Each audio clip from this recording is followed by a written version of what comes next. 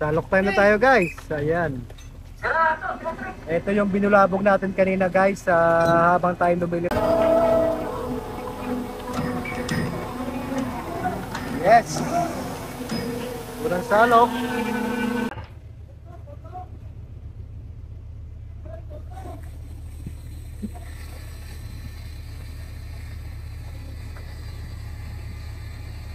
Bumara eh. Ano kaya niya kung marating? Nakakita na naman po tayo guys ng grasya na ating aaryahan sa ngayon. Ayan. Sa nakikita nyo, ito yung ating isda na namumuti ngayon na siyang pinopormahan ng ating mother boat na si Red Robin or si Regine. Yan po ay grupo ng tuna guys. Ganyan po ang itsura ng tuna kapag sila ay kumakain at maraming dilis na kanilang dinudumog. So sa pagkakataong yan, lumalapit-lapit na po yung ating mother boat at yung isang tuldok na yon na sa malayong yon na puti ay ang ating skip or ang ating workboat na gagamitin para mag-assist din dyan sa kanilang aarihan na grupo guys. So napakaganda po ng panahon ngayon kasi natapos na nga po yung bagyuhan kasi apektado rin po kami dito ng bagyo mga kasimangisda. Pagpangit po sa Pilipinas at talaga may bagyo, dito po ay nararamdaman din, although hindi yung katulad ng bagyo dyan sa Pilipinas na malakas ang hangin masyado or talagang maraming ulan. Dito po ay yung alon tapos yung visibility at saka mga ulap lamang po ang usually nakaka-apekto sa aming pangingisda. Yun po ang mostly nagiging hindrance or balakid sa aming pangingisda, yung sama ng panahon guys. So sa pagkakataong ito, ang ganda ng view natin mula sa taas guys dahil very clear ang sky. At the same time, yung ating tubig ay very parang crystal clear siya guys. Pero pagka ganyan din po ang dagat, minsan mailap ang isda dahil kitang-kita na po nila ang kanilang dadaanan or susuutan kung saan sila tatakas guys. Dahil clear na clear, nakikita nila yung lambat guys, kaya pag nakita nilang may lambat talagang lumulubog din sila at sumisisid. So yeah, sa pagkakataong yan guys, umarya na yan. So at that distance, kaya nang sakupin yung grupo na yan guys. Hindi mo kailangan kasing dikitan yan dahil habang kumakain at pumuputi na ganyan, mas maganda po na may distansya kayo. At nang sa ganon, hindi sila totally nabubulabog at yung isda na yung kanilang dilis na kinakain ay hindi nabubulabog. So that is the best time to set net or area dahil tuloy-tuloy ang pagkain nila ng dilis. Kasi hindi malalim ang isda at nasa ibabaw lamang dahil pag lumubog yung ating lambat ay masakop sila sa ilalim, makayod sila. So ayan, lalong lumapad guys. Mas maganda yung ganyan na tuloy-tuloy ang kain kahit na sila ay visible na ganyan, marami yan isda sa ilalim guys at nakikita yan sa ating sonar. Yun nga po ang dumidetect ng ating isda sa movement ng isda, sa volume, sa lalim, sa distansya at sa speed ng isda kung saan ito tumatakbo, anong direksyon. So sa pagkakataong yan ganyan na namumuti, steady lang yan, nakikita po yan sa sonar.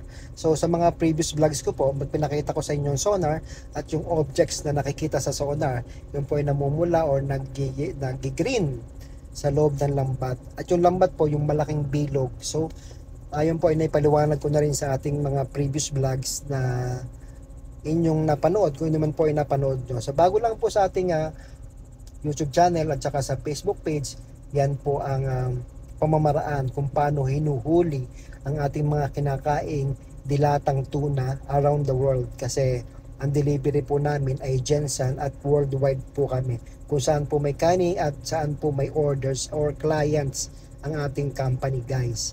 So ayan, napakaganda ng aryada kasi hindi masyadong dumistansya yung isda. at ang movement niya ay papasok sa loob ng lambat natin. Ibig sabihin hindi siya nagpasaway. Continue lang po. Mga isda po yan, namumuti na yan guys. Kasi may nagtatanong, asan ang isda dyan?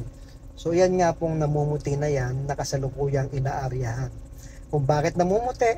Dahil sa pag-aagawan nila ng dilis. Yung tampisaw nila, yung padyak nila, yun ang nagkokos kung bakit pumuputi yung dagat guys. Kita nyo may alon-alon na parang nangingitim-itim, may kinakain po silang dilis dyan. Yeah, sa pagkakataon yan, papalubog siya. And then ako naman po bilang piloto or tuna spotter ang pupunta doon sa main skip kung saan ay yun po ang humihila or para maidladlad ang ating lambat. So ganyan po hinuhuli ang ating mga kinakaing dilatang tuna. Ayan guys.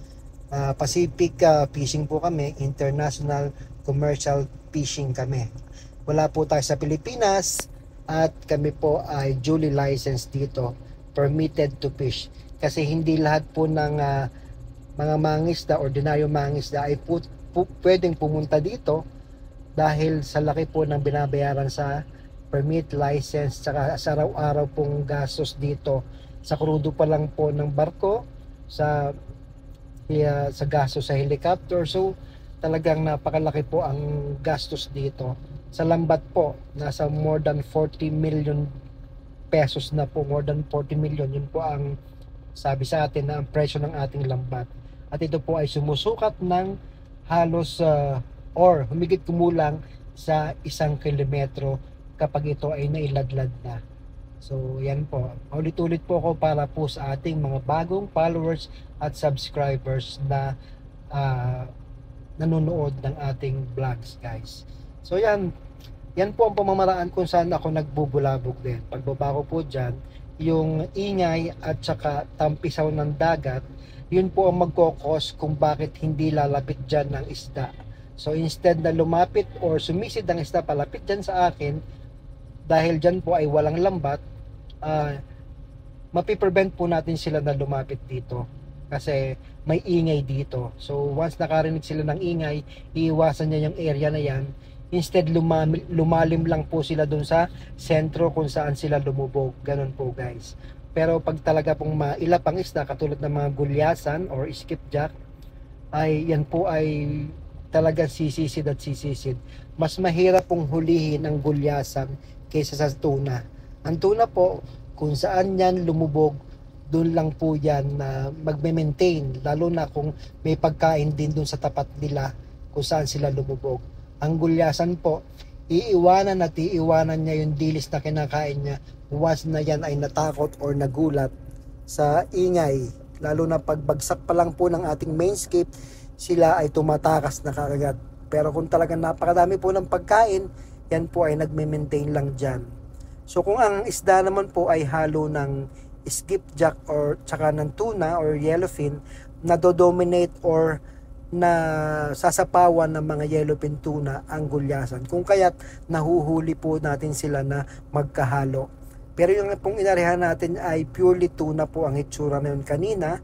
At minsan po makikita yan sa natin na humihiwalay talaga yung skipjack sa yellowfin tuna. So, kitang-kita po yan namin pagka kami ay lumilipad. At yan nga po ang purpose kung bakit tayo may helicopter. Kami po ang naghahanap ng isda na aaryahan ng ating mga barko. Hindi lamang po kami ang barko dito. Marami po talaga dito na dumadayong kumpanya mula sa China, Japan, Korea, Taiwan, US, yan guys. So sinasabi nga nung ibang nagko-comment na inuubos daw natin ang isda. More than 50 years na po nag-ooperate ang company dito at napakarami pong kumpanya ang dumadayo dito at talagang malalaking barko ang nangingisda dito. So happen na ngayon lang po may nagbablog or nagpo-post ng mga ganitong video sa Facebook or sa YouTube, kaya ngayon nila nakikita at nagiging aware ang mga tao. So thankful tayo kasi isa tayo sa nakakapagbigay ng information or nakakapagbigay ng idea sa ating mga ating mga consumers ng mga dilatang tuna guys. So sabi nila, maraming negative comments, pero marami po talaga, mas marami ang nakaka-appreciate sa ginagawa natin dito. Kasi ang purpose ko lang po dati, mga kasimangisda, is makita ng mga pamilya ng mga kasimangisda natin dito kung paano sakripisyo nila dito sa paglaot sa international commercial fishing. Kasi yung iba, nasa 30 to 35 years na po dito na simangista, nasa kumpanya, hindi po nakikita ng mga pamilya nila kung anong trabaho nila. So ngayon po, yun po naging nag-udyok sa akin para ako po ay mag-vlog, mga kasimangista. So ako po ay nag voice over dahil puro ingay lang po ng helicopter ang maririnig nyo dyan sa portion na ito. At mas maganda po during this time, dito ko po naipapaliwanag kung ano yung mga ginagawa namin dito, ano yung mga way kung paano hulihin, at kung paano tayo dumidiscard sa paghahanap ng isda. Napakalaking gastos po, kaya kung mapapansin nyo po, mahal po talaga ang dilatang tuna dyan sa Pilipinas, kasi dolyar po ang per tonelada nito. Dollars po ang bentahan dito sa world market. Nagdidepende po ang presyo nito sa world market. Ayan po guys.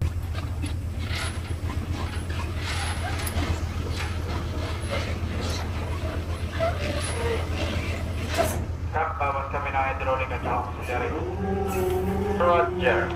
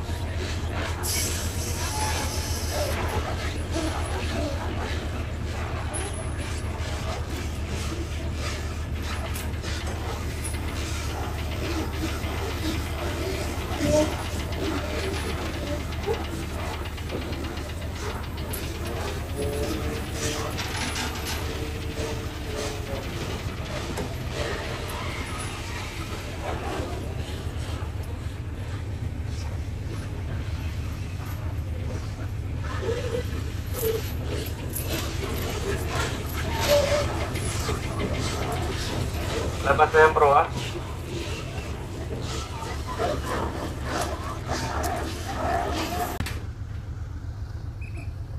Mataas na yung patas ng lambat natin guys, pero maraming tumitinga ngayon. Ayan, ang lalaki ng gulyasan, may yellowfin, may tuna. So sana marami kasi maliwanag ang tubig.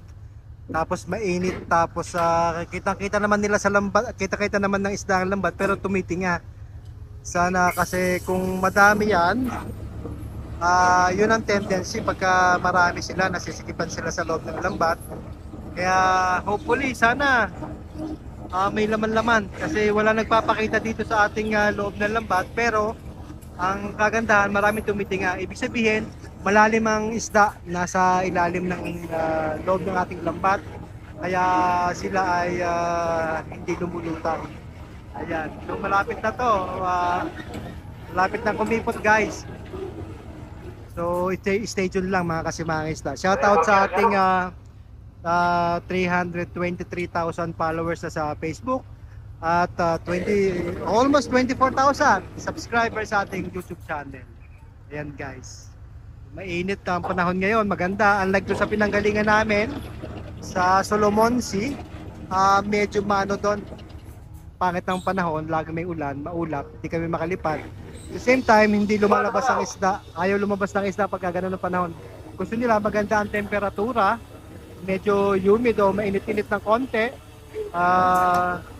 para sila ay makakain. Dahil kung kailan maganda ang temperatura, saka din na lumalabas yung dilis guys.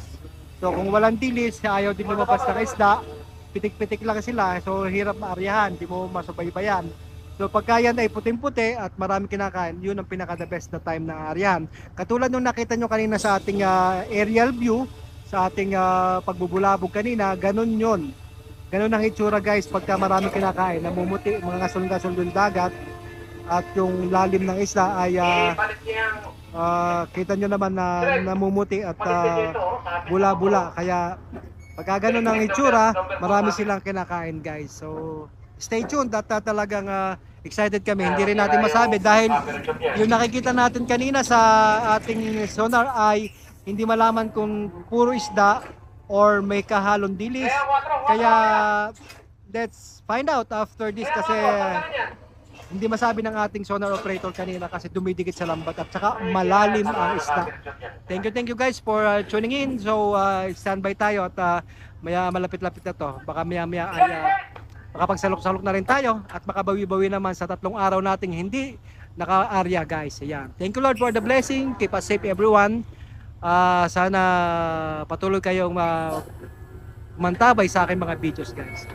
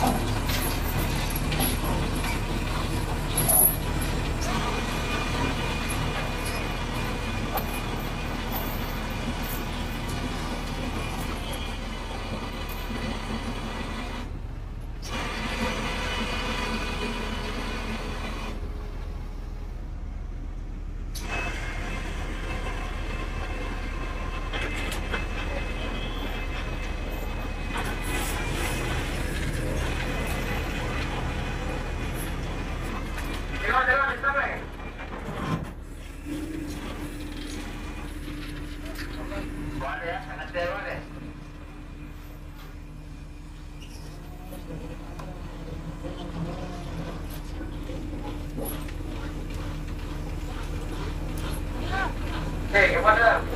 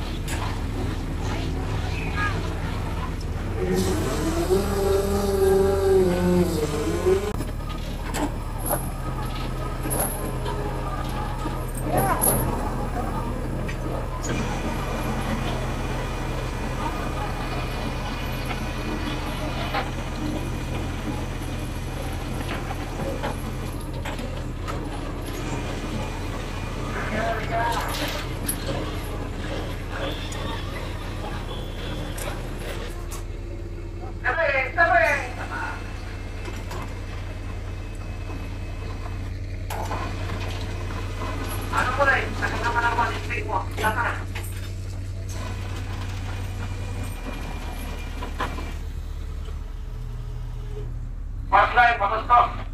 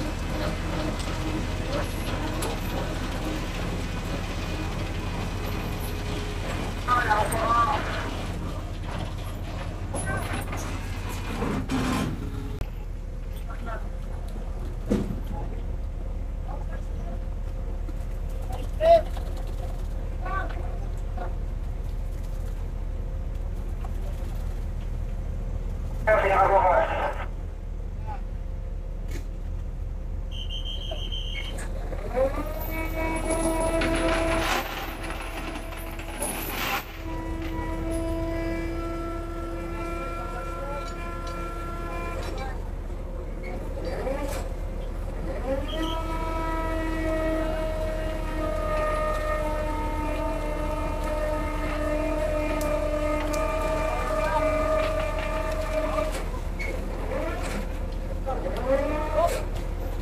kabila man yan! Sa kabila ng tubod!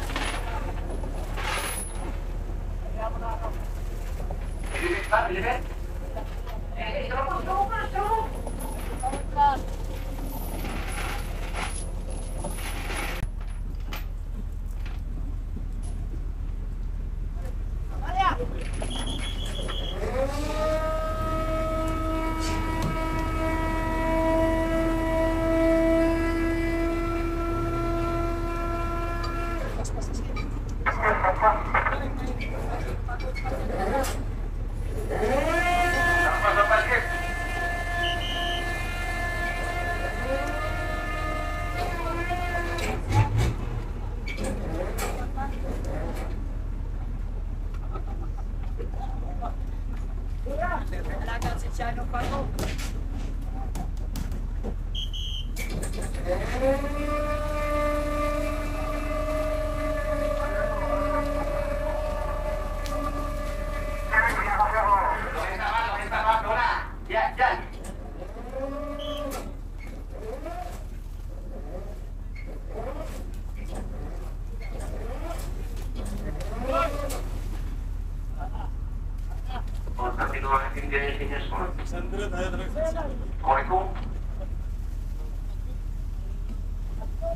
Ayo, multiplication.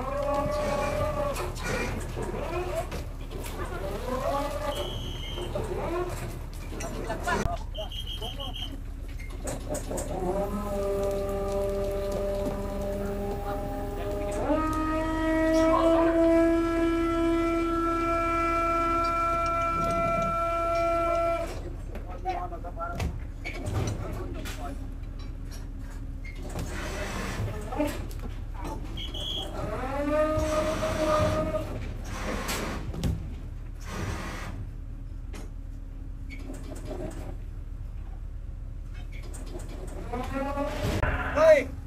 Sana sibat!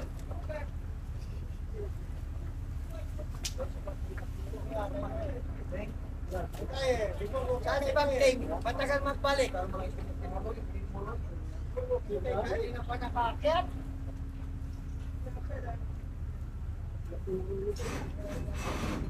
Kaya trabaho.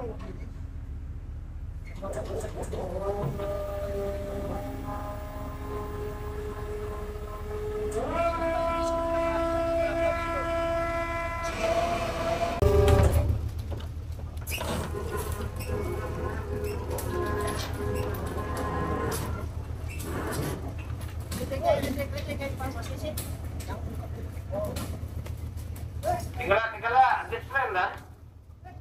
Manggayari basi, siya. Tak baga.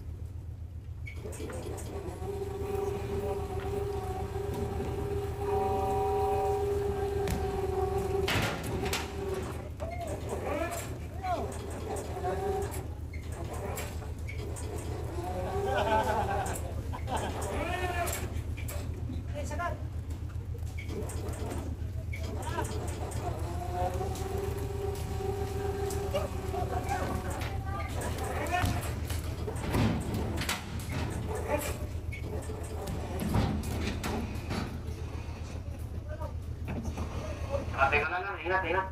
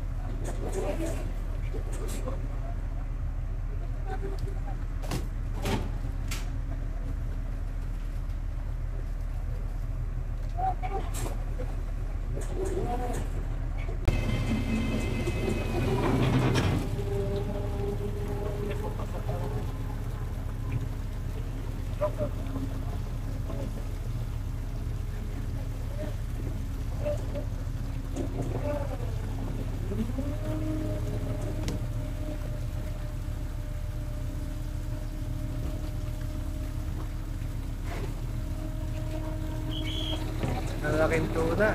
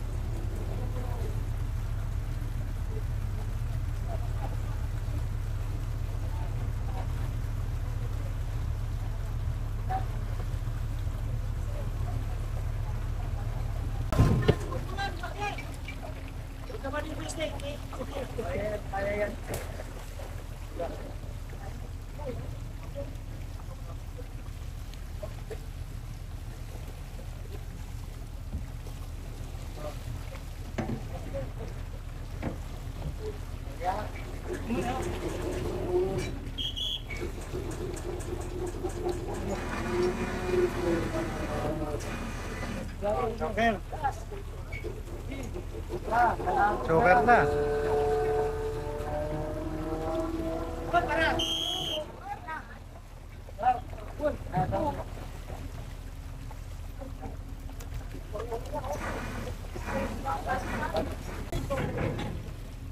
Salok tayo na tayo guys. Ayan. Ito yung binulabog natin kanina guys. Habang tayo lumilipad kanina, nakita natin dito ilang grupo guys. So most of the groups na nakita natin ay mga yellowfin tuna yung mga grupo ng isda dito guys. So ito ngayon.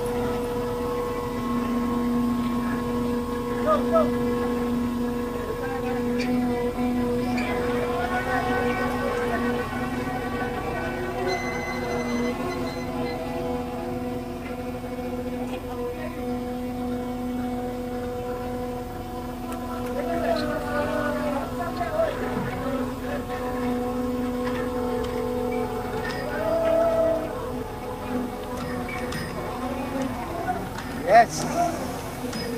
Unang salok.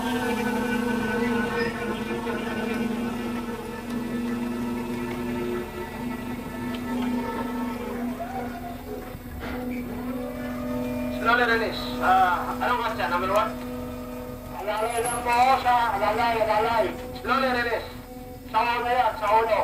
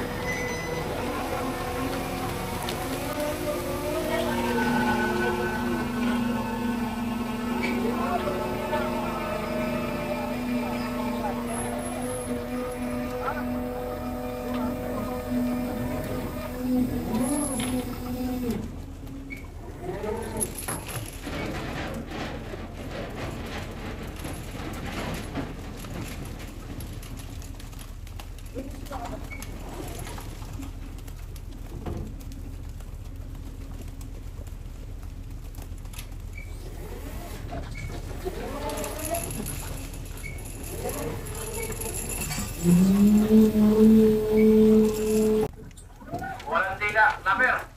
Rapper. Rapper. Saan ito lalagay? Sa 5 kaliwa. Kanan.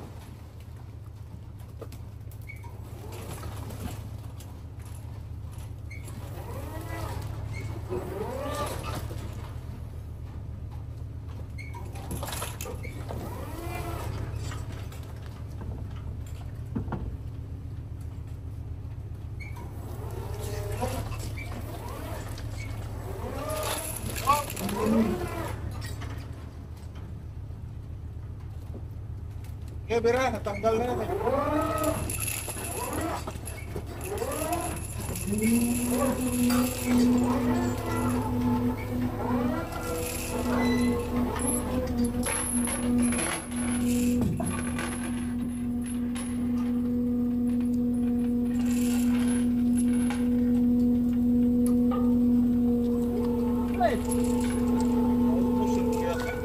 Wala nga kulyasan. Nakatanas pa, no? Yung tumigan na yun, nagsot. Nakatakas.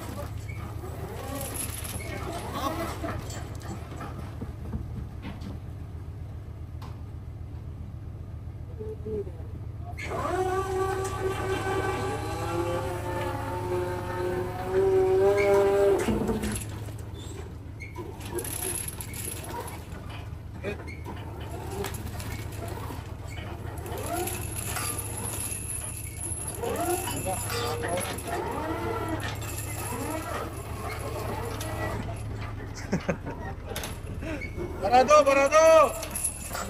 Parado ang alulot! Yeah!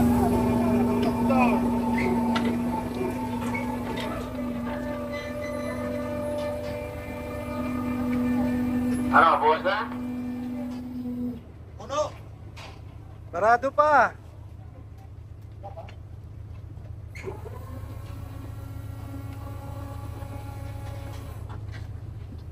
Sandali lang, tinatanggal pa yung bara.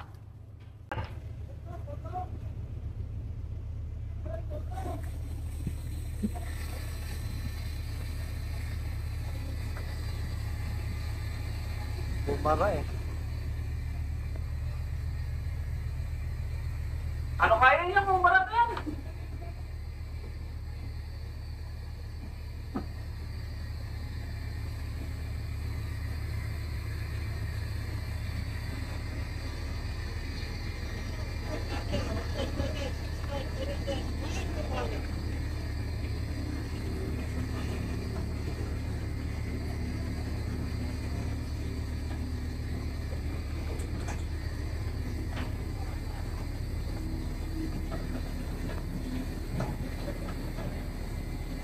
Matagal pa?